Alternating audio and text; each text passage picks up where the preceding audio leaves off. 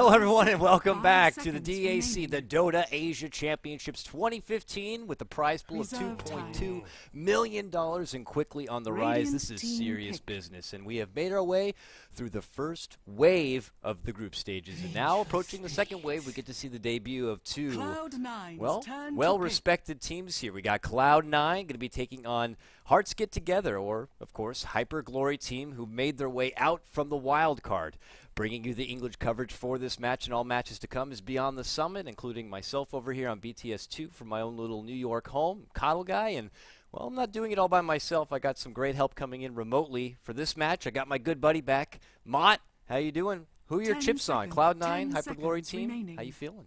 I'm feeling pretty good, and honestly, I think I'll put it on Cloud9. I've seen Hyperglory team a bit. Again, it's one of those teams that I saw a lot like Tong Fu in those smaller Chinese tournaments like NEST 2014, and they're like the middle of the road, just like Tong Fu was, but they're starting to play a bit better. They got through the wild card, and here they are.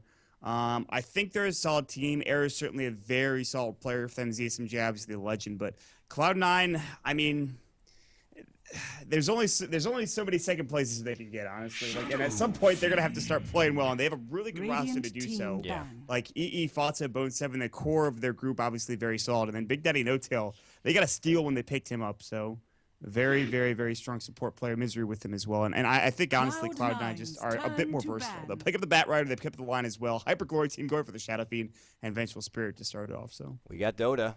Dota is well underway here, and we're looking forward to it. I know we got a lot of Cloud9s here representing. I see the Eternal Envy emoticons flying, going crazy, and appreciate all the backup support. But, yeah, I think this has probably got to be the pinnacle roster that Cloud9 have been able to throw together. Sure, a lot of people felt that the loss of Aoi is going to hit them hard in the support, but others say that maybe this is something they need. Maybe not supports who are able to farm up a lot and play a little bit extra cautious, but ones who could play a little bit more so smart, I guess, if you will. Being able to pick up Big Daddy, I think, is a huge pickup for them, and I imagine that will be further seeing a lot more Respect Wisp bans. This time, though, it looks like they're not going to have the first pick, so they banned the Wisp themselves, getting rid of that Jug, but I'm looking forward to seeing how this Cloud9 team is going to be able to develop here. This is the first time they're going to be able to be on the big LAN. Up to this point, it was mostly scrims for them, so I'm curious to see. They've been known as an innovative kind of group, so hopefully they have some fun back pocket stuff saved for DAC. Yep. I think also this is the first actual series they've played since the qualifiers to get an overfire, which there's a lot of controversy there. Only one North American player on their roster when they were playing those qualifiers against Fire, and that was so people weren't happy, to say the very least. But we'll see how it goes. They have some really good bans here.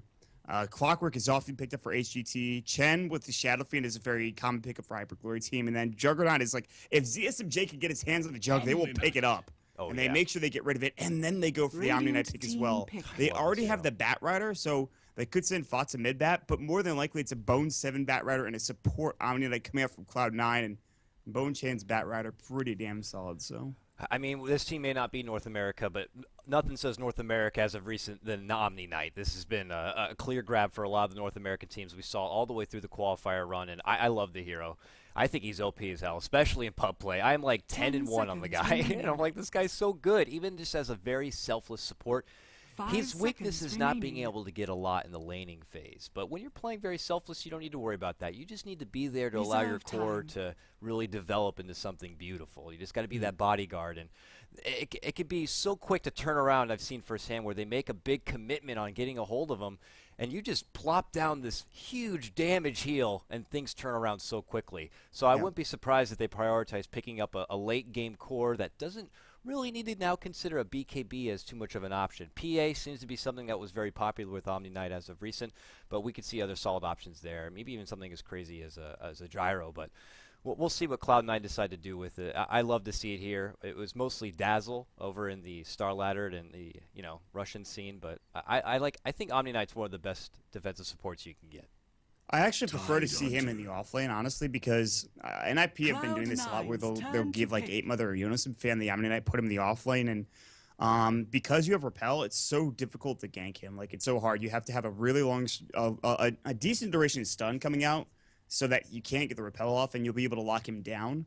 I just don't think they'll play him in the offlane this time around. So he won't get as many levels. You're still, like you said, you're going to be the bodyguard for whoever's going to be in the safe lane, and that's probably fine. But Hyper Glory team do go for the Tide Hunter, and 10 seconds again, the problem with remaining. Tide is that you're going to repel, and all of a sudden that magical damage is pretty useless on one hero. 5 seconds And remaining. Shadow Fiend is going to have a tough time because of Guardian Angel. The GA is going to be so useful against him unless he gets like a Diffusal Blade, which as an Reserve SF you time. don't really want to build into. But and Cloud9 pick up the Troll Warlord. Is this going to be Radiant EE team safe lane pick. hero? Is it going to be mid? Who knows what the hell's going to happen here? Honestly, for Cloud9, who knows what they're going to pick up? How the hell did he sneak his way to that point? That's the thing. This guy had been just on a recent tear, like almost OP to the point. It's just ridiculous. And Blitz was talking about it firsthand. I had the pleasure to play a game with him, and he got Troll, and he was just the whole time he was disgusted while playing it. He's just like, how do you get away with 10 this kind of stuff? seconds You turn, you remaining. go man fight, and somehow you always profit.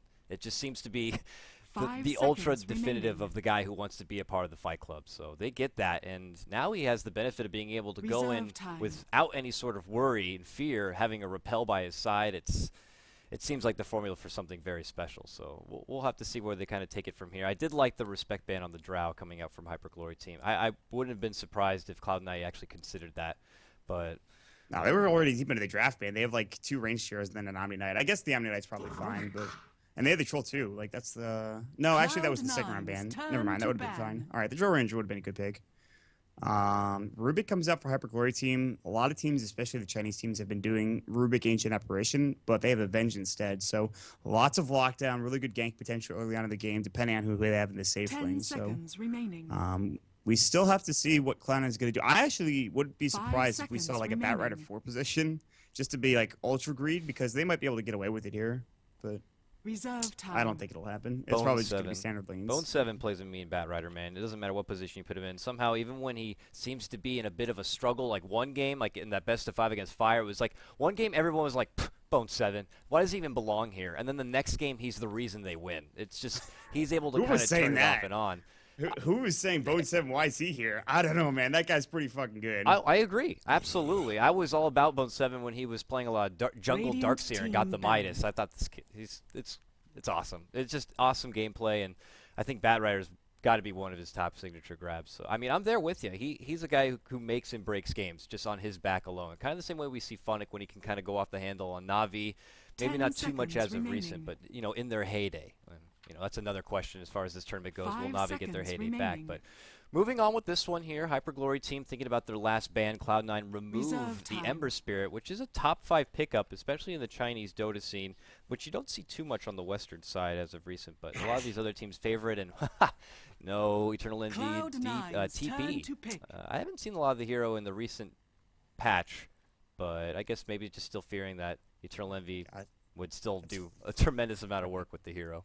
I think they're just like, okay, we don't want to deal with battle trance propelled freaking Terrorblade. That's actually so freaking scary to deal with, and I think that's a good ban coming up from Hyper Glory team. But I don't know if they would have gone that route anyways. Like you mentioned, PA is not actually a bad option, but they already have a 10 Troll seconds Warlord. remaining. PA should be still pretty good here. They could sniper. Oh yes, My. Radiant Okay. team somebody's gonna get pick. keeped. That's all I know. Well, I've heard a lot of the question as far as is Sniper good or not. People had put a lot into his shrapnel as far as utilizing it as more of a pushing utensil, which did work nicely in being able to siege, but they took that away now. But the thing is it's still really potent, man. It stacks it up pretty well. You get a big spread on the fight, and his little passive, that pesky little, 10 seconds what is it, the remaining. new headshot? God, that Yep. thing's a pain in the ass. I feel like it always triggers, and then you're 5 just stuck seconds slow. It's almost remaining. as bad as a stun. This has got to be something they've been kind of working with, and Reserve well, time. their best of ones, Maut. You're not going to have time to fill this one out. You're going to find out whether Cloud9 have got something up their sleeve or not, and Spectre's going to be rounding out our draft for Hyper Glory team. Spectre, this is an okay decision. I think he's good because you're not really relying on right click. You actually have Radiance to do some damage in his dispersion as well. So I think that's a really smart decision. But Sniper is actually a hero that's amazing. This hero is so good. Like in pub games, he trashes people. In pro games, he's been seeing a little bit more play recently, and for good reason. Like he's a monster in the mid to late game. Like it's so difficult to deal with him. If you have like a blink dagger or BKB, you don't need good positioning. You could just be like you could blink out, or you could just pop your BKB and go to work with your right click. You get so hard. Assassinate's pretty early in the game. And you talked about shrapnel. Like 3 charges for the amount of damage you get is actually just ridiculous. So it's a hero that, with the last pick, really works out well because 10 seconds. you look at it and yeah, you remaining. can maybe have some smoke ganks with the Rubik and the Venge, but other than that, there's not much like of initiation. They have to get real close with the Blink Ravage. He's going to be on the very edge of the fight. So before Blink Dagger, Tidehunter is going Prepare to be for battle. not necessarily useless against the sniper, but it's going to be difficult to gank EE. So I like the choice. This is a very smart choice. Plus, Battle Trance and Sniper, it's frightening. It's like a machine gun. I'm really, really curious how he's going to make it work. EE is one to know about positioning on such fragile ranged heroes. I mean, this guy put together the Blinks build. The Clinks with the Blink Dagger that helped him secure MLG Columbus, and just proper positioning and getting the damage done is good. But the problem is, I really do like that Retortive Spectre. That's being able to say, hey, I don't care where you're positioned. I'm going to find you anyways. And Yeah. Sniper's not one to deal with these big gap closers who can get in your face. So we'll see how it kind of develops here. And it's CSMJ. Have some respect for your elders. This is a first-generation Chinese Dota player here. He was there at the beginning, the godfather of Dota. I'm gonna fire some shots. I'll have some respect from when he wins some tournaments. Oh, what? Got him. Who are you? Not really. Actually, DM CSMJ guy. is actually one of my. I'm a big fan of carrying, and he Yeah. is a legend. And you have to have respect for this guy and what he accomplished in Dota 1. In Dota 2, the unfortunate thing, he just hasn't really won tournaments yet. Yeah. But they have the squad to do it. I mean, Hyper Glory team has some pretty big names. Era's like, he was at one point in time considered one of the best brewmasters in the world back when brew wasn't picked often, like a year ago. He is a good player. I mean, Yeah. even the support's Pretty Haw has done some work. Icy, they've been around for a bit. So Cloud9, this is not the easiest game for them. This is not, we're going to roll over the side of Hyper Glory team. They have to play solid Dota, as you often do to win the game. But Yeah. Somewhat of a Hashtag Maut note Maut there, but I'll notes. let you have it. yeah, you know what? Yeah, I You knew have you were to going to play say it. good I had Dota to get to in win. there before you. You did. had to. No. And you know what? Fun side note, and I can't remember who told me this, but they always scoff when, like, and it's funny this matchup is before me. So Shadow Fiend going against a Bat Rider. Some players consider that you shouldn't use the Arcana because you're an easier target. Do you think that's a crazy thought? I mean, he's a little bit brighter and shinier, yeah, I guess it's suppose. brighter. I don't know if we're like, if you're really theory crafting, you're like, all right, I need to have the best combination of cosmetics possible to stay alive. Like, I guess you could Be just like take that. camouflage. I don't want to be that easy snag lasso target for him. You could just see the bright Arcana lights. So he's like, I gotta change I back to don't know, default. man. That's some questionable decision making. I don't think it matters either way. All right. Well, I got more factoids here since we have our pause like we do. And, of course, folks, I'm not there in Shanghai, so I don't know what the hell happened. For all I know, their computer could be blown up on fire right now, or maybe someone just has an emergency bathroom. But I got a fun little trivia fact here for you, Maut, since this is Cloud9's first game. Did you know that Cloud9 has the highest average number of pauses on a patch, 1.5 per game, over 2.1 times higher than the next team? Who paused this game? Oh, it was Hyper Glory team. HGT. Dang, they Yes. could have been boosting you that stat. can't cause any controversy here, Dakota. I know what you're trying to go for. No, I don't know. I thought that was a funny little factoid. They That's actually that's printed one up of those here. like small little things like that. They don't seem like a team that's like UG that will like pause and like let's just see what's going on in the stream real quick. That's not them. I just think they have issues because they're from all over the goddamn Yeah, place. of course. Like, especially when AUI was on the team, it's just like, okay, well, we kind of have to pause because he has like 300 ping. Yeah, you're trying to take advantage of those small windows when there's like that perfect ping window, even if it's just like a nice solid 120. Guys, I'm under 200 ping now. Like, oh, it's going above 200. Actually Crucial playing fight could be Dota. coming. Let's pause and wait out the storm, and we'll be able to go. That's kind of a weird freak coincidence. I'm not gonna. I think it's probably fine. Anyways, while we have this pause, I actually do want to introduce Cloud9. A couple of things I wanted to talk about specifically with EE, but for now, Okay. on Cloud9, Big Daddy No-Tail, BDN as he's called, will be on the Omni Knight. It looks like he'll be supporting his Orb of Venom actually early on here in this game. So That's slow. get some slows. The double slow with the DGen Aura and his Orb of Venom. Yeah, it's nice. We have Bone 7, Bone Chan playing the Bat Rider. The double Ring of Prot strat, actually. And this is interesting because they buffed, or nerfed rather, the Ring of Protection money cost. So surprised that he went for this. And then Cloud9's Eternal Envy with the tech Hinata Shoyo. Jackie A. Lamau, of course, playing the sniper. And I wanted to point out, Hinata Shoyo is from an anime/manga called Haikyuu. It's actually a volleyball manga, and it's very, very good. I highly would recommend it to anybody if you're into anime. If you're not, go watch it anyways. It's pretty good. Volleyball And then I was anime. talking about it in lobby chat. I'm like, hey, this is a pretty good anime. I really am a big fan of Haikyuu, and he's a bit too busy. He didn't respond, and I felt a little bit bad. I got the cold shoulder. So Is there a bowling anime? I don't know, maybe, probably. I mean, there's like a ping pong anime. There's like one Curling there's anime? like There's like arm wrestling anime. That'd be pretty Viking awesome. animes, swimming animes. The unfortunate thing about the swimming animes, it's no, I'm not going to delve into that right now. I'll talk about that some other time. But All right, let's move on. Misery's the lion, and then top lane it is going to be Fata playing your troll warlord. Looks like he'll be solo safe lane for now. Maybe he might rotate back into mid, but we'll see. Now, That'll be the lineup of Cloud9 though.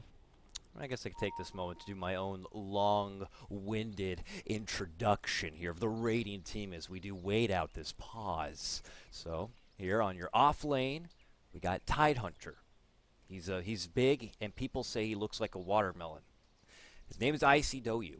I probably butcher half the names for some of these teams. I feel absolutely terrible about it, but a lot of times. Doyu's their sponsor, I believe. I think it's just Icy.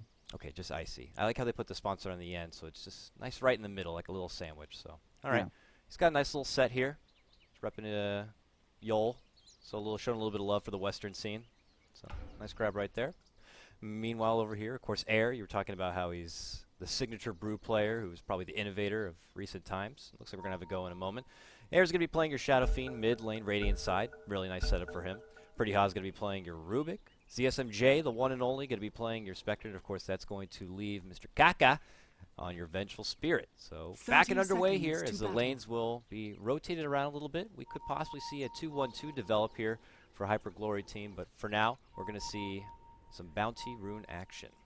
I really love that Ice Frog added this, by the way. I can't help but keep saying it. This high tension you never would have had previously. Oh, yeah, absolutely. It's actually just amazing. You see so many first bloods. Mike tweeted at me, told me to STFU, so I'm going to give it right back to him. Shut up, Mike. Nice. Shouts to Mike. Wish you could be here, but you didn't play well. So. The battle begins. Who's going to break out? Misery? Yep. Is this first? This is definitely first blood. This was actually just done. So body block, the right click. Oh, Air missed. They wanted first blood for Air. Bad manner pause, too. Beautiful. Dota 2 lags. Dota 2 lags, in fact. And Ka means lag, apparently. Or stuck. Yeah, there was a Reddit thread about that. We all read that thread, apparently. So thank you to that one guy who stepped forward and let us know.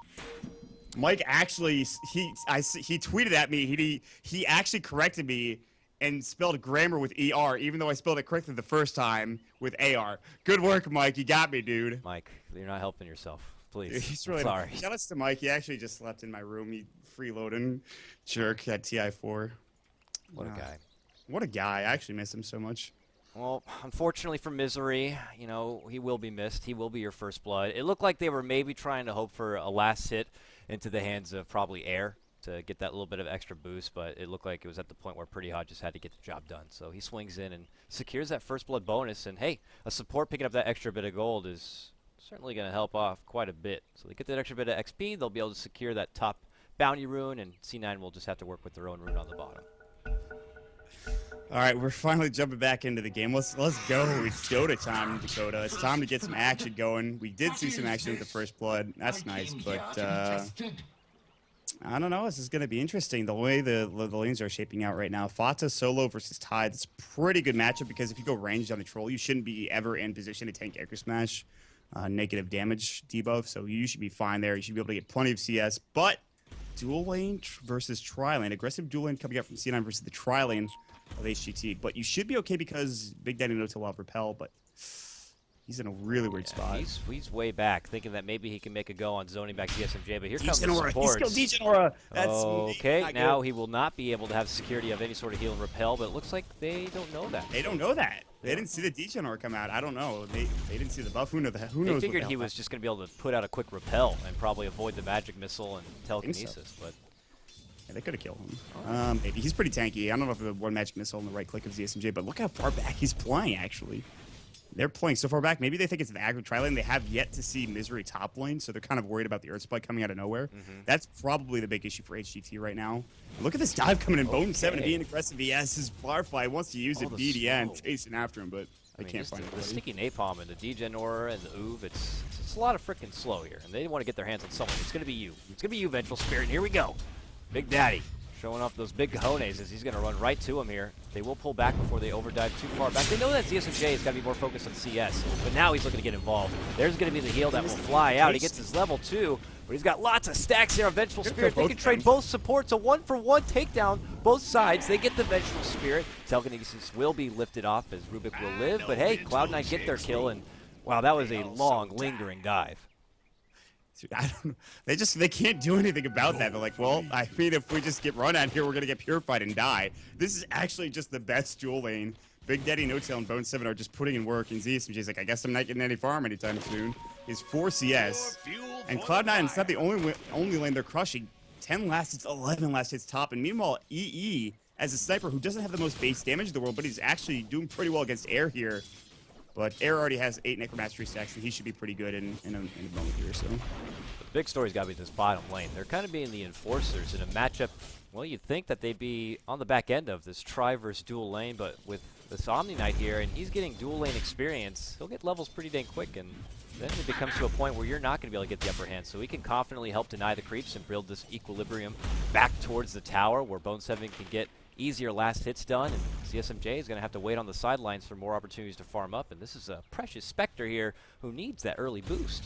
So he's going to be stalled out quite a bit at the start of this one. Yeah, this is going to just...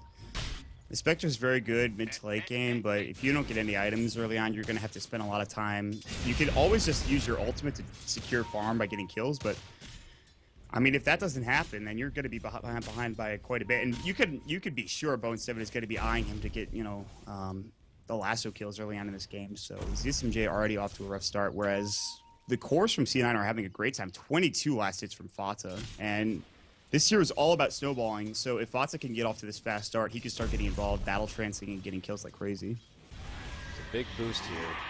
Big Daddy's going to eat quite a bit of damage with the wave and extra right clicks coming out, but he just walks on back, purifies himself. He's going to be A-okay. So they are resilient enough to still hold their own in the lane, and Cloud9 are getting a lot out of everything. All the supports are getting good shares of that farm, and even Misery's at his level 3 position here, and they're just in total control as they'll be able to pull this wave back and kind of fire it on down, and any opportunity that they got, they'll just kind of try to move towards one of the supports. I mean, problem is without boots, you know, Big Daddy's not going to be able to get close enough really easily to get that aura to kick in, so for now he's just kind of there to help out. Yeah, I mean, but that's all they really need. Like, would Bone 7 be able to play this far out without Big Daddy No-Tail in this lane? Absolutely not. No way. And like him being here is just that safety blanket, and Hyperglory team don't want to try to test him. But there is this Invis rune from Kaka, and he gets blocked up to the high ground. He doesn't know, though. He doesn't pick it out. He's going to get Magic Missile. Now he knows something's up as he gets revealed. Here the body blocks from comes Kaka. Air. Air's like, let me get this raise going. And he might get one off, and he actually just cancels it altogether. Just a waste of time. He might go home, but he gets Tangos. He has an Aquila up, and he's fine. He is good to go. He'll just safely regen and walk back to the lane. Didn't want to commit the raises to Air unless they were going to be able to secure that one. They just didn't feel comfortable about it, but now they're making advancements onto ZSMJ here at the bottom lane. They got 2 stacks built up, and now they'll pull back. Fateful helps with the damage, but no, they go right back up to Pretty Haw here, and now they'll be able to roast him down, but they got the stick, trying to turn back Telekinesis, but he's being burned. Right-click finishes him off. It's going to be Bone 7 picks up that one. ZSMJ eating a lot of damage here, and they turn back, and they'll hammer right on him. Late pop of the Magic Wand saves him for now, but he still drops. Double kill for Bone 7. They are slaughtering this bottom lane. Purification, and, well, they're tempted to make a move back in, but they would worry about the TPs coming on in from, well, the previous dead allies. So, hey, Bone 7 with the double. Big work bottom lane. They just can't get kills. The double ringer protection strat actually gives you so much armor. The right click damage is it's pretty negligible at this point in time. Like, even with Whip of Terror, it's just not enough. And the Orb of Venom, the Degen Aura, the Sticky Napalm, like you mentioned earlier, all of these slow stacking together, and they just get dove and died. So this bottom lane is becoming a disaster. You have 16 last hits for ZSMJ, which I'm surprised is not less. But Bone 7 has 19. He's up to 1,000 gold now. He'll probably buy Tranquils pretty soon. And it's just, the supports are also getting obliterated as well. So everything is going right now for Cloud9. They're getting more experience because they have dueling, both top and bottom, and they're getting kills too. So everything is going right for the Dire team. Big Daddy's level 5. He's got 3 levels now of Purification, has the Aura, and now has just a reliable level in Repel. He's at a good, comfortable spot here. The only thing that would make it a bit better is maybe he was able to snag up some Arcane boosts, but they're just doing beautifully right here, and that extra bit of armor certainly helped out in these awkward skirmishes. And now he's going to build up straight for that Blink Dagger. It looks like nothing really stacked in the jungle if he wanted to fall back and finish it out there in the dark, but at least for now they're getting a lot done. Top rank with Misery, he's also level 5, so it's just looks like C9 winning all 3 lanes here. I mean, Shadow Fiend does have a bit more CS, but I don't know when he's going to find an opportunity to really utilize all that extra bit of farm. I think he's been to the jungle a couple of times, which gives him the extra CS in this lane. Otherwise, it's probably even. And as far as the stacking goes, if Omninet was top, then they probably stack. But since they have a support, they need to kind of have Misery in lane and pulling so Fatsa can have as much CS as he wants. So the bottom lane is just a freaking disaster, man. They're actually cutting the creep wave. They have 2 heroes here. They can't do anything. ZSMJ is looking on, and he's just like, all of that CS is gone. The tower is killing it all. Why? The battle trance goes top lane. Icy is gonna fall. The whirling axe is more than enough bottom lane. Maybe an engagement. Telekinesis. Bone gets purified. Here comes Kaka to repel. They can't match missile it, but here comes Air rotating in. EE has to back away. Big Daddy No Tail is gonna fall. Bone Simmons Firefly is over. Assassinate blows up the Venge right in the face. She got peeped, and he's gonna back away now. It's a 2-for-1 exchange across the map as Cloud9 get the better of the engagement. Yeah, that nice drop top lane across the back end of it, because you could feel the tension was building up here on the bottom, and eventually when they do see the breakout happen there, they do engage. But here we go, bottom. See Bone 7 fly up and above to get away from this one. Get the hell away from our rune. It's going to be the illusion rune now snagged up from Air. They'll take that back and away here, but still a nice strong start. EE benefits from that one, just kind of rotating over and shooting Vengeful in the face. Gives him that extra kill already, so his farm coming together. What has he got? Power treads, but he's level 7. He's just going to continue to farm it up here. We'll see if his build is going to be similar to what we see from others. Mask of Madness, maybe Maelstrom, a Blink Dagger for mobility. We'll see what he decides to do. There's so many different ways you can build this hero, and because they have Battle Trance as well, you can forego a lot of his items and Repel as well. It's just like, I don't know what he's going to get this game because Battle Trance and Repel are in. I mean, you might see the same build that you always see, which is like Mask of Madness. Maelstrom isn't build as often anymore. It'd be like Mask of Madness BKB or something. I don't know. We'll see what they decide to go for. ZSMJ, speaking of his build, we have no idea. He's going to get phase boots. That's all we know because he has 19 CS. And Icy is relegated to doing agents. And guess what? Misery's going to block the stack coming out. The cheeky plays. And now they're diving bottom again. Repel comes in. No, he gets actually telekinesis for Guardian. Magic Missile, Purification. He is ready. He gets Repel off. He gets the Guardian Angel off as well. The lasso is 2 versus the entire team. And a Hyper Glory team are getting dove by a couple. But here comes Fata going to work. Now the Spectral Haunt goes out. But there is some lag. I felt it myself. They'll pause the game at a critical moment. The Franker Z's going crazy in chat right now. Oh, man. So Bone 7 gets clocked right there with a Magic Missile. He'll eventually drop pretty high. He's burnt down quite a bit with 5 stacks. It's a question whether or not he'll be able to make it out from there. But with Fata now sweeping in, he is isolating and getting a hold of Air here. With Big Daddy right there and at the ready, I think they'll be able to hammer him down. This is going to be some bloodshed on both sides. And all the while, you know, Eternal Envy is also coming in from behind here. So we'll see. The late comings from Cloud9 could allow them to come out big on this fight and then clear out the tower. Cloud9 are upset. Yeah. Well, good old Dota 2 servers, midst tournament. The KotLGuy curse, whatever you want to chalk it up to. Dude, oh my god, I just feel so bad. This reminds me of the game where I was casting with you, and I don't know why. I had to leave for some reason. And you kind of had to finish the game on your own, and the game ended up going like super long after I left. Yeah, I think it was 4 hours. You know, no big deal. It's a 4-hour game. Was it really? Are you joking? No, It was definitely like 2 hours long or something. But no, I definitely did a 4-hour one, and there was Navi, It might have been that LGT, one. I think. Yeah, it was crazy. Probably. WCA, what a tournament, what a time. What? That was like one of my first matches to cast from the BTS house when I was there temporarily. Like I was like, oh, welcome to the house. Here, enjoy your casting. And I should have that. just got up and left like halfway through the You cast. know what? I don't want to cast anymore. This has been I'm fun, done, gentlemen. guys. I'm done. I'm going back to tap dancing. So. By the way, Misery is mid a Finger of Death animation. He's actually about to finger an illusion. No, he's gonna finger. He's actually right on ZSMJ. He stay on target. He's got his targeting computer up. He's ready to go. ZSMJ. Let me see where. Oh wow, the range. Just like showcase view Misery and look at where he's pointing. His finger's about to go off. This. Look at He's that. like, I got you, bitch. He's getting ready to point it right Here we go, at here we go. ZSMJ. Oh, we got it right there. Zapped him down. Oh, and merciful. Sweet finger coming out from Misery. And now it looks like Cloud9 disengage a bit, but precious little Tidehunter gets shot, and here comes the swarm, and it takes one little tomahawk to the neck from Fata to finish off that one. Cloud9 come out big again, now 8-3. It's the most satisfying thing. We're like, yep, it's happening, and then just zap.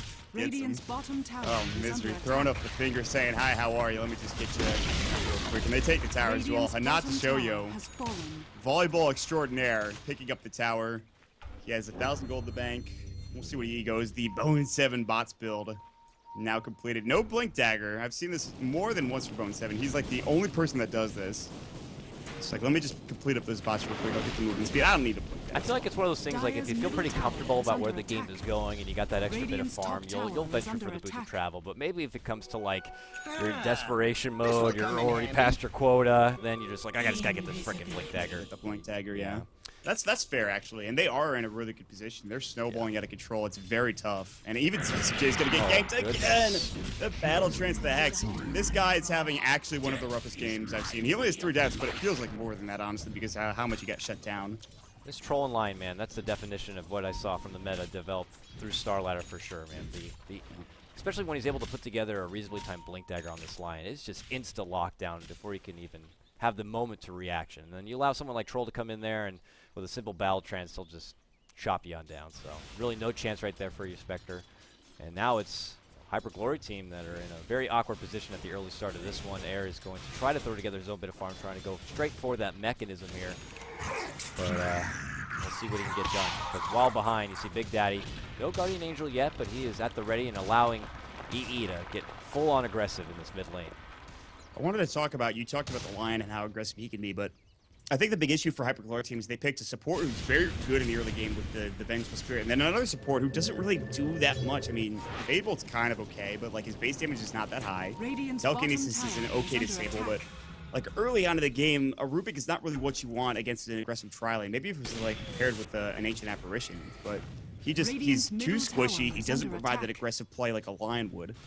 And I think they're losing because if the supports can't keep ZSMJ safe, they're going to get smoked out again, and this could be just another huge disaster coming out. They're getting swarmed and flanked on both sides. Fada just gets the hell in there with his Blink Dagger and just absolutely manhandles Air. Now they're going pretty high. He's going to be dropped. It's a quick 2 for special right there for Cloud9, and they're just searching around for anyone else to bully around.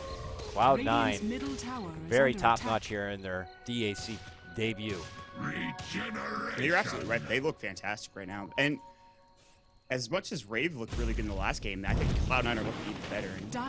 And, Rave played very well. Hyper Glory team, they're in a really rough position. Icy's going to get caught by Vata. He'll throw up the Whirling Axes. He has Battle Trance. He actually did get Anchor Smash, so he's going to lose a bit of his damage. He won't be able to actually complete the kill. But, I mean, they have the top 3 in net worth for Cloud9. Troll is first, Batrider second, and your Sniper's third. And he is going Mask of Madness like we thought he would.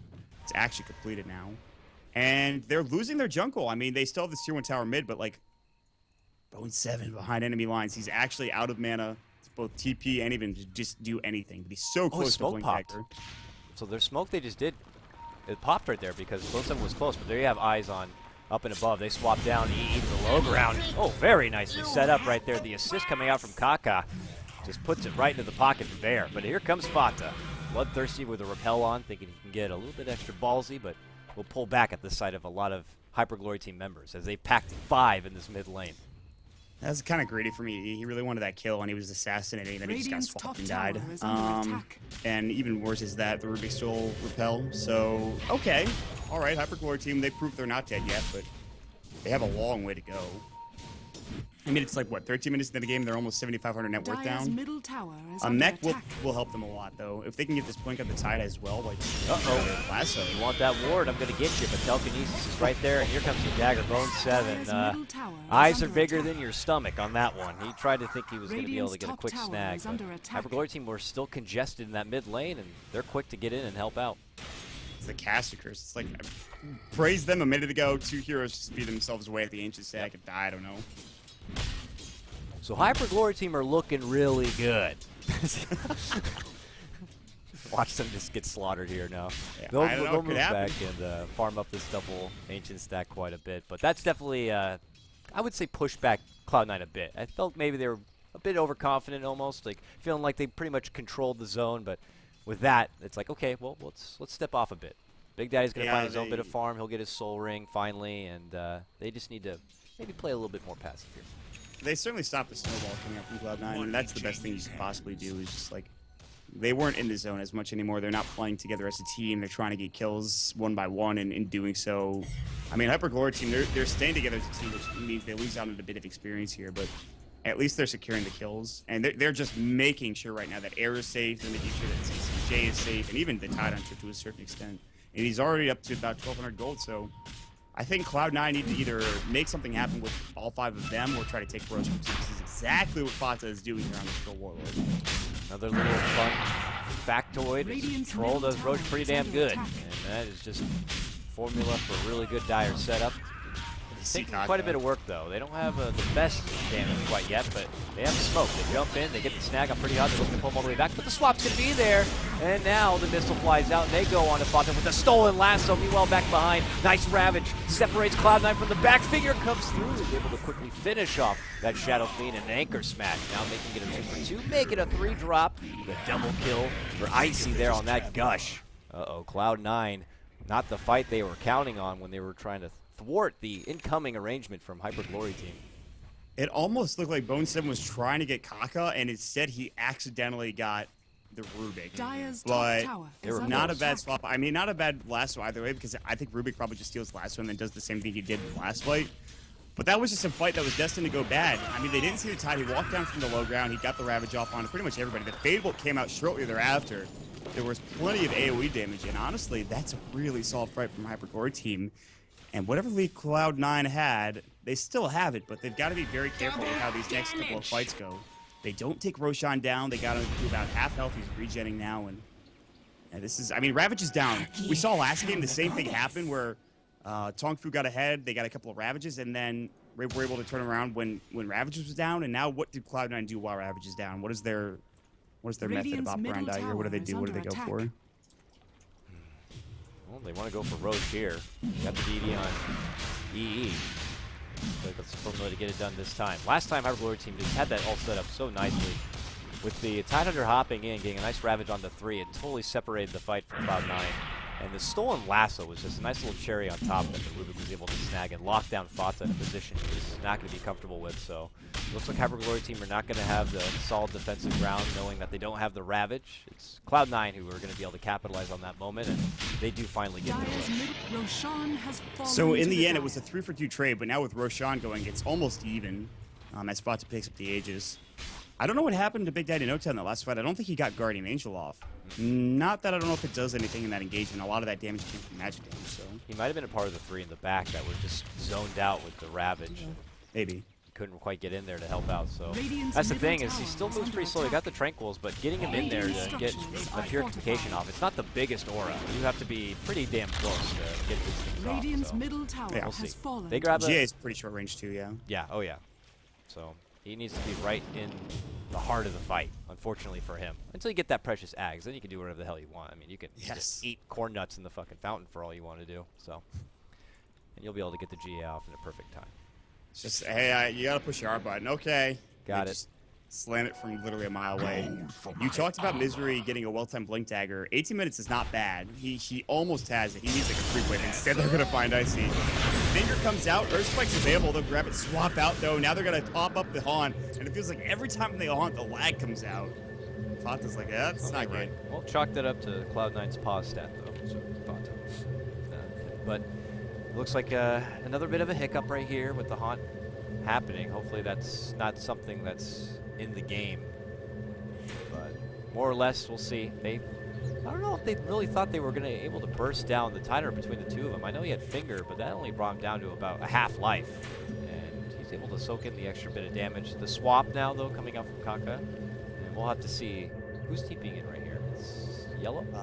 Yeah, Pretty Hall is coming. They're walking top with ZSMJ, but he's gonna haunt in a second. Big Daddy's TP in already. There's another PTP that just got started that was actually yeah, Sniper's TPing in now. I think Fata is the only one that's not. He has 2 TPs, both are ready. He could TP at any moment's notice, but it'll take like a long time to TP top because of how many people have TP'd in already. Go tries this mystery. This is gonna be awkward. All right, so we'll see. Breakout, the swap just happened. Flame Break going to be there, but Tidehunter's still just fine. They make it go on Misery, and Misery will drop. Now Bone7. This Invis is going to be popped now. Clearly he's there because of the Firefly, so it's not like he's fooling anyone. But it looks like that's going to be the separation of the fight for now. Hyperglory team do pull off, and they end up getting their one kill at what started as an engagement trying to go for Tidehunter. I think Fata's doing the right thing. He doesn't really want to get involved. He knows that in order for them to win, he needs to snowball even harder. And I don't know what he goes for next. He can go BKB. He already has his Blink Dagger. SNY is a common item on this hero, but it just feels like every fight they're taking, they are losing. Kaka's positioning has been outstanding. Pretty hot on Kaka, who I said weren't having the best early game. They have started really putting in work now. They punched their time card. They're ready to do some work here, and well, that leaves the SMJ to farm up now, and he almost has a defusal, and that's pretty good, all things considering how bad this game started. In fact, the recipe's done now, so he just needs the robe of the match, I believe. Yeah, their late game could end up turning into something really special, as we are going to have another pause, of course, to wait things out. So, with that said, what started as a really nice dominant performance coming out from Cloud9, pretty much taking control of all the lanes. It's been like I don't know. Then they kind of faltered a bit. They obviously had the window of opportunity to go and get the Rosh done, which, mind you, they still have that Aegis to use. It's got a couple of minutes, so they will want to continue going for a fight. The top fight was probably not the one to take, but they need to make use of this Aegis while they can. I don't really know how long it's been because we've had a couple of pauses, but I'm sure it's got at least a couple of minutes. There's 2 minutes left on it, I believe. Actually, maybe 2.5. Well, maybe even 3. Here they come at bottom. They'll try to at least go for a tier 2 and force a fight if possible. And there's no haunt, mind you, on ZSMJ. He's got another 20 seconds before he'll be able to pull it on out. And Ravage is up, but it looks like they might have to sack this tier 2 and maybe go for their own trade top lane. They have TPs for both heroes top, but there's a lot bottom. In fact, if Kaka's going to get lasso, no match from this all. Assassinate, the TPs are going to be away if he's dead. Nice pickup coming out for EE. And just a really good gank. And they'll get a 2-2 tower because of this. They don't want to fight into Aegis, it looks like. Misery completes his Blink Dagger. He does have his level finger now. Top lane that might trade this. There's a glyph available for the Dire team. They're going to actually TP one hero up. And they take the 2-2 bottom. Very nice play from Cloud9. They get back into their leading ways here. So good work on them. It's just convenient for Bone7 to find the jump onto Vengeful Spirit. She's the true counter to this Bad Rider, regardless if you get a BKB or not. She'll be right there to break your lasso. I mean, that's the thing. He's been finding some opportunities to still make some good jumps, though. This is a hard team to jump in as a Bad Rider, but that's the mistake you make when you go with a first pick Bad Rider. Then you end up with a Tidehunter and a Vengeful Spirit on the other side. Really, either of them can put you in your place. Oh, the Shadow Blade. I was wondering if he would go for this item, but he will pick up the Shadow Blade to try to get solo kills, try to get out of bad situations, and I think this is a solid pickup coming out from the sniper. Top lane. Fata has a lot of gold. He's saving for something. Bone7 will TP to the tier 1 tower. They're looking for a fight. Repel into Fata. Blink forward. Pretty Hawk gets caught out. Rolling Axe's range now going. Pretty Hawk's just going to get chucked. Control Warlord whirling those axes. Ravage comes in from ice. He gets one. That's Big Daddy No-Chill getting obliterated. Now they're chasing after ZSMJ. They confuse the blade gets done. And Fata's going to fall. That's why this strike is so good this game. But Bone7 coming in. He does have his last one to swap out. They actually baited it. Kaka getting low. EE popping shots off from the backside. Kaka's done. ZSMJ ends some trouble as well. ZSMJ gets the buyback up for Pretty Hawk. Staying alive. The right click from Hinata is enough to get the kill. So far, it's a 3-for-2 trade with Cloud9 leading the way. And they have to actually back away. This tier 1 tower now going to get sniped up by the sniper. And Pretty Hawk's going to sit back behind the tower and say, that's fine, you can take the tower. Good fight again for Cloud9. They barely win it. They get 100 extra gold out of this. So. Man, I don't know if he faked out that lasso or what, but the swap came before the lasso was even dropped, so he's still got it now to use if he wants to, and he's going to put it to use on the Pretty Hawk. Hi, how you doing? Although the telekinesis is going to be there first. Even dishes out the axes. Unfortunately, Bone7 couldn't quite get a hold of him, and because of that quick reaction, he'll have to pull back. So that could have been a kill opportunity, but unfortunately it's just too far. And now we got a flying Rubik because he stole Fireflight, and that's cute. They have so many different animations. If he gets assassinated as well, he'll use his staff as a gun. Oh, I missed it. Yeah. That would be pretty nice. But Pretty Hawk is making some big plays, man. Like, he almost got that kill on a Bone7. Kaka with the immediate swap. The reaction time was there. The swap was, or the last one was not. So, but again, Cloud9 still win that fight because they get the tier 1 tower. And they're kind of just overwhelming Hyperglory team right now. Diffusal Blade came out, destroyed that repel, but didn't matter anyways. So I think you might think about you might want to start getting BKBs if you're Cloud9 if you're really intent on having Magic Immunity, which I'm sure Bone 7 and even EE and Fata are certainly going to think about. So Big Daddy, who's now level 11, doesn't quite invest the secondary point into Guardian Angel yet. I guess the duration's just a bit too long, but you do get that extra second, so, you know, maybe just kind of putting more into having the full-blown repel, which worked as a nice little free BKB, but with the amount they got on Hyperglory team, I wouldn't be surprised if they also do step up for no BKB. You see the Mithril Hammer out on EE, so that's probably what he's going to be going for. But who knows? Could end up turning into a Maelstrom, and I could be wrong. We'll see as he dishes out some damage, taking down this nice little multi-stack for himself. Both teams just kind of playing it slow for now, maybe seeing if they can maybe bait out ZSMJ in this mid lane. And well, now they smoke up, and they're going to look to turn the corner here. yeah, this is Hyperglory team's time. They have ZSMJ out in front, so they have one person farming the map, but bottom lane's completely empty. So Cloud9 should know that at least something kind of sketchy is happening. They're actually kind of backing up for the most part. Misery's a little bit far up. He might get caught. They have a tier 1 tower still, but the entirety of Cloud9 besides Misery back up into their base. They are not going to get caught out. They were By the way, pinging Air out. wasn't really in that last fight either. Air kind of just has been, he's having a quiet game, although it doesn't really, his stat line doesn't suggest that. He's 3-3-6, so. He's finding farm, but yeah, it's not like that big explosive Shadow Fiend we've seen. Maybe we've been spoiled by recent videos coming out of Yafet's play, but Air is, you know, still doing respectably well on his Shadow Fiend. But here comes Cloud9 now with their own bit of a smoke. They called that one out very nicely. With these wards on the mid lane, they knew by deduction the Hyperglory team were somewhere smoked up, so they played it extra safe and passive. And now they're going to go on the assault. Move on in. GSMJ instant blink coming out from Misery. Gets the back swap, though. He's going to save for now. Fanta tried to bring him on in, but he can't quite get it. And now the Assassinate's going to finish him off. Meanwhile, the pullback as they're looking to finish off pretty hot. And they'll get that zap down as well. Guardian Angel looking to go on the way out, but Ravage is going to lock him in place. They look to focus Fanta. Big Daddy's going to go down, and Fanta will drop as well. Finger flies. ZSMJ still good for now. Lives. Misery scouted out now.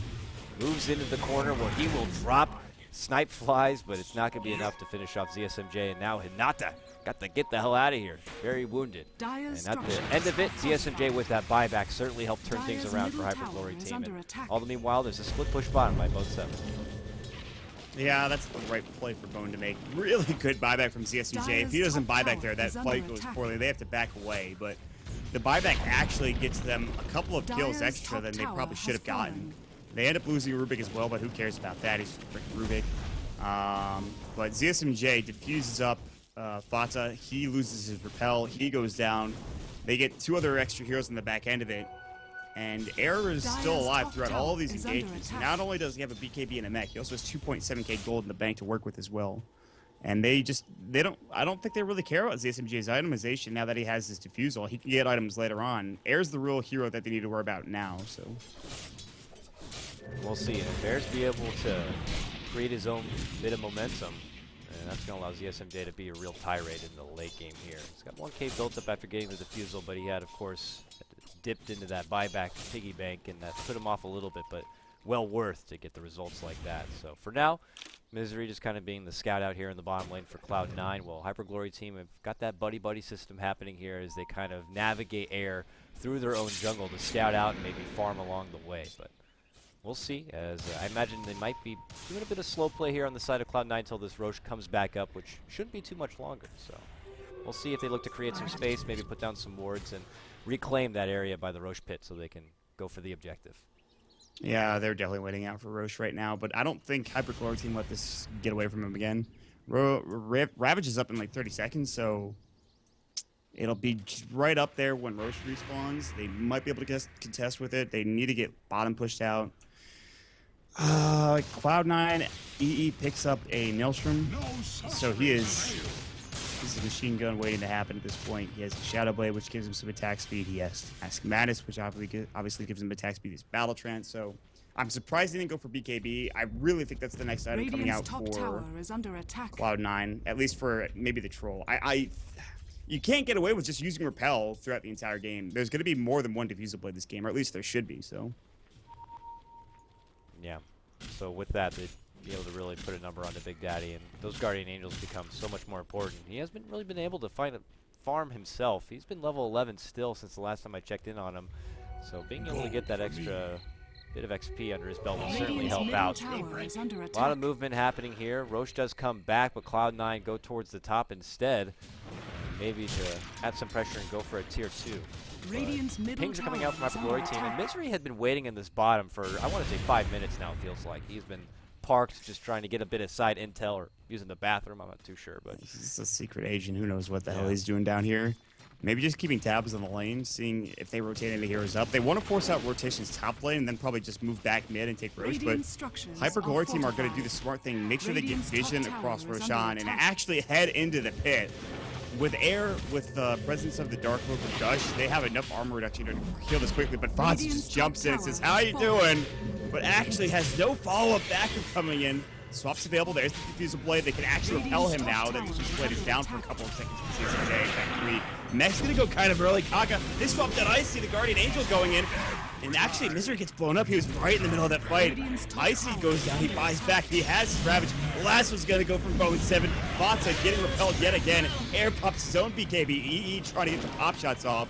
Meanwhile, Big Daddy No-Tail backing away. A lot of much ado about nothing, if you will, for right now. Nothing actually happening other than a couple of buybacks and one support down on each side. And that's got to it. a lot of high tension, though. And C9 felt very comfortable with this tier 1 bottom, which hasn't even taken a lick of damage, mind you, is still there. They can easily rotate back with their TPs and get near the pit pretty damn fast. And with a Bat Rider on your team, there's going to be no easy way to get that Roche done without that little bit of fear that he could hop in with a flame break at any moment and snag that token away. So it was very awkward right there. Hyperglory team, I don't know, they should have suspected that maybe without taking a couple more of these tier 1s, which are still standing, it's C9 who are more in control of this area. So they use that upper hand advantage, and now they put Vata into the pit, and they'll wait on the outside calmly. So maybe Hyperglory team consider an engagement, but they have to find that right time. They do have Ravage to work with here, but this is a big moment for them. They want to try to take this game back. Misery's gonna go push the group out, and this is maybe the time they go. They're like, they're not all here. We should engage on this, and I think they're thinking about it. Misery walks back to the lane, pretty hard. Scott's back. They have to mech early, and that probably means that they can't really contest Roche now. Vata's attacking like crazy. His attack speed's so fast. Roshan He's gonna has get the Aegis fallen as to the well. dire. So good on EE to get the shrapnel down and get vision on the high ground. Pretty hot, almost dying, and they have to back away. So they give away Roche. They can't really contest it. And that's kind of a loss for Hyperglory team, but at the same time, you could always just try to wait it out. But that's still kind of rough for them. So Cloud9 just showing their muscle and how they have true dominance and control. They weren't going anywhere since they first rotated in, and Hyperglory team wasted a bit of time just kind of watching them do the Roche and knowing that there really isn't much they can do about it. So they'll have to go back, and it looks like possibly a smoke here. Yeah, it looks like Kaka's got one. Thought they were going to consider popping it and maybe going on their own little spree, but with an Aegis in hand of Cloud9, it's them who really can control the pace. And with that Aegis, they might try to waltz down mid lane and at least clear out the last remaining tier 2. They wanted to get some items. They have bonus 7 to BKB now. Let's see, are they building anything else? I don't think he has anything. No. Troll has a lot of farm, but no item to build yet. He has 3.7k gold. The good thing about right now Hyperglory team is that ZSMJ can farm across the map, and they could smoke and do their own thing, and then ZSMJ can just haunt in at a moment's notice. So whenever they want him, they can have him. The problem is they really can't let him die again because his farm is stifled. He's only at 9,000 net worth. Air is close behind the rest of Cloud9 at 12,000. He's going Scotty next. I think it's actually flying out. No. He's getting close though. Double ultimate orb, but now the smoke coming up from Cloud9. The rat play is going to happen. They might head into the enemy jungle, but they first have to go across this tier 2 tower mid lane. And Misery leading the way, pops with the Observer Ward. Will they find anybody? Mind you that also, they handed off the Dust to Spectre here on ZSMJ in case he wants to make a spree onto Sniper at any given modus. So look at this. They're still lingering forward, trying to get a hold of Hyperglory team on the way back out, but now they're between them and their home base. So a TP flies out. Shadow Fiend, he makes it out, and Rubik will not be so lucky. So that was Hyperglory team trying to find a way to slip on out. They only lose one, which isn't too bad, but Cloud9 with this bit, they look to pressure now mid lane here. And they might be able to get a quick snag, possibly on air if he's not careful. Oh, it's the BKB. He's like, not happening. Walks away, but they might stalk him. They are stalking him. He's going to be able to get away from this one. They instead make the jump. They get Mental Spirit, no swap for you, man. And they get a second support takedown. Now this should be it for an easy tier 2 tower. Yeah, really, really good smoke. They needed to take advantage of the fact that there was easy access to the jungle. They get in there. They almost kill Icy. He's able to, with quick reaction, to get away. He actually blinks away, I think, from Misery. Might have been Moonset, one of the two. And he gets up to the high ground from the low ground hard camp at the jungle. But they still lose 2. Both the supports going down. And I think the problem for HyperGlory this game was that they've used so much gold just on buybacks alone, just to stay in the game and stay alive. And Cloud9, through all of this, have just been getting more and more items. They're still blowing heavier and heavier. So they have this game in hand right now. They have a 14,000 net worth lead. I didn't think it was that much, but that's pretty decent. And the experience lead was 7,500. So it's clearly Cloud9's game. They have the advantage. They have all of the outer towers, actually. Yeah, and you have HyperGlory team. You've yet to take a tier 1 mid and bottom. So there's a lot of gold on the map for HyperGlory to take, but they haven't had the opportunity to take it.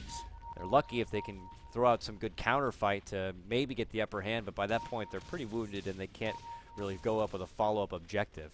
So at this point they're kind of stuck on a more passive play style, and can't help but be curious. Big Daddy, he's got a perseverance here.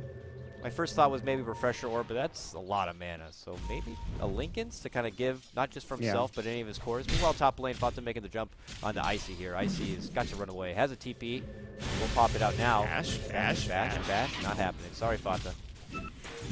It's that 10% chance. I mean, Troll's pretty good. You can't have everything. You can't have your cake. You need to control Warlord, but yeah, it's probably Linken's fair, actually, because you don't want to deal with swapping.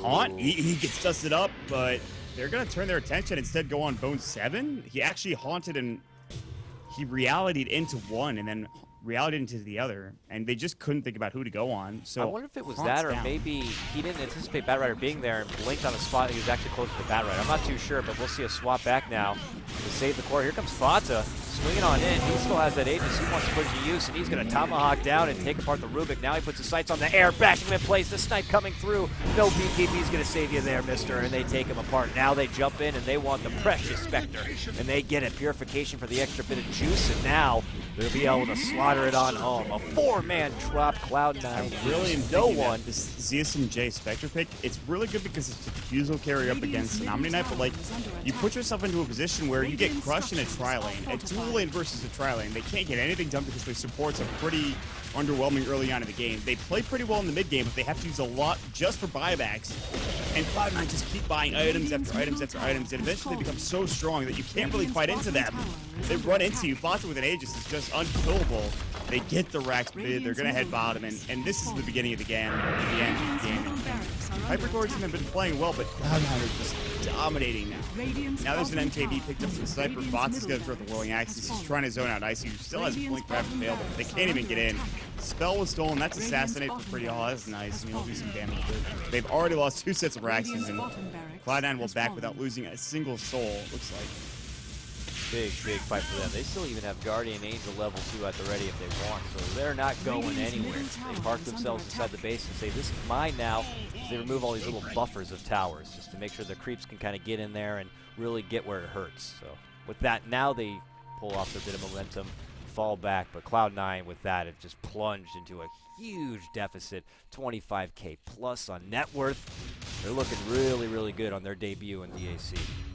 So we don't have a stats man here today, but I wanted to, talk about Maut Paxton Spirit. Please do.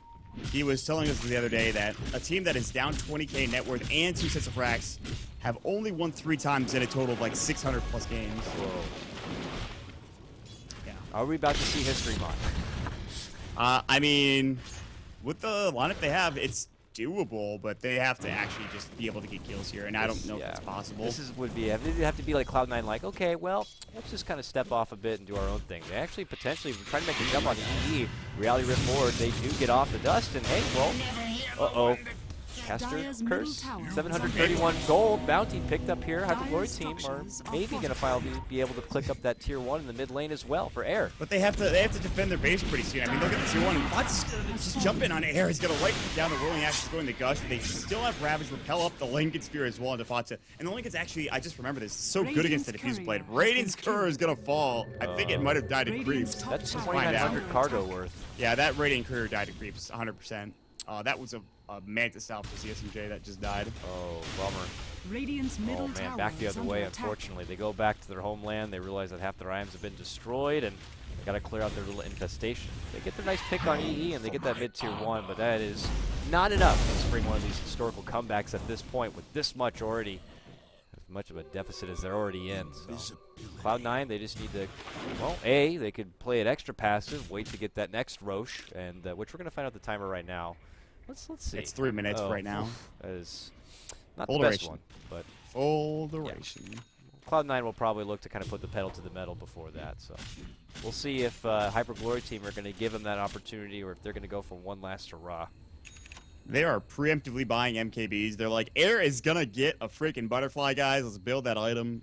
They don't have any evasion yet, so, I mean, I guess it's fine. They'll get some extra damage, and now they're really going to go to work. That's frightening.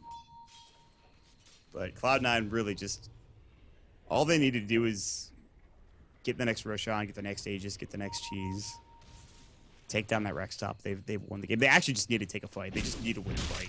Because there's one buyback, and it actually is the most important hero in the game for HGT, but that's it. And if they kill anybody else, it's probably game. So Fatsa has like a 9-second duration BKB.